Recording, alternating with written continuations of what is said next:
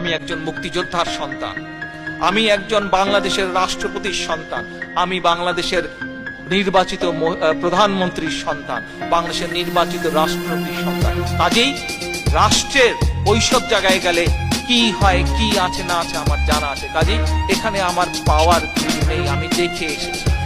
আজ আজ আজ আমি আমার বাবার রেখে যাওয়া আদর্শ পালনের চেষ্টা করছি। কতটুকু সফল হয়েছে পরবর্তীকালে জাতি সেটি বিচার করবে। আমি আমার মা দেশনেত্রী খালেদা জিয়া যেই আদর্শকে সামনে রেখে মানুষের জন্য সংগ্রাম করেছেন, মানুষের জন্য কাজ করেছেন, সেটিকে সামনে রেখে রাজনীতি করার চেষ্টা করছি। কাজেই আমি ওগুলো দেখে এসেছি। ওগুলার মধ্যে আমার কোনো নতুনত্ব বলে কিছু নেই। আমার কাছে একটিই চাওয়া, যে জন্য শহীদ রাষ্ট্রপতি জিয়াউর রহমান জীবন উৎসর্গ করেছেন, জীবন দিয়েছেন, শহীদ হয়েছেন, যে জন্য আজকে আমার ৭৬ বছর বয়সী মা দেশনেত্রী বেগম খালেদা জিয়া আজও জেল খাটছেন।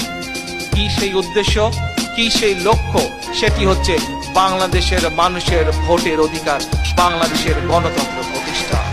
উপস্থিতিবৃন্দ, দেশে বিদেশে এই হলের মধ্যে সকল উপস্থিতিবৃন্দ, আজ আসুন এই ইফতারের পূর্ব মুহূর্তে আমরা যারা দেশকে ভালোবাসি, যারা দেশের স্বাধীনতায় বিশ্বাস করি, মানুষের ভোটের অধিকার, বাক স্বাধীনতায় বিশ্বাস করি, আসুন আমরা সকলে মিলে প্রতিজ্ঞাবদ্ধ হই যে কোনো মূল্যে হোক আমরা আমাদের পরবর্তী কর্মসূচি, যা মানুষের ভোটের অধিকার প্রতিষ্ঠা, মানুষের ব্যক্তি স্বাধীনতার, বাক স্বাধীনতা প্রতিষ্ঠা, দেশের গণতন্ত্র প্রতিষ্ঠা, আমরা যে কোনো মূল্যে এই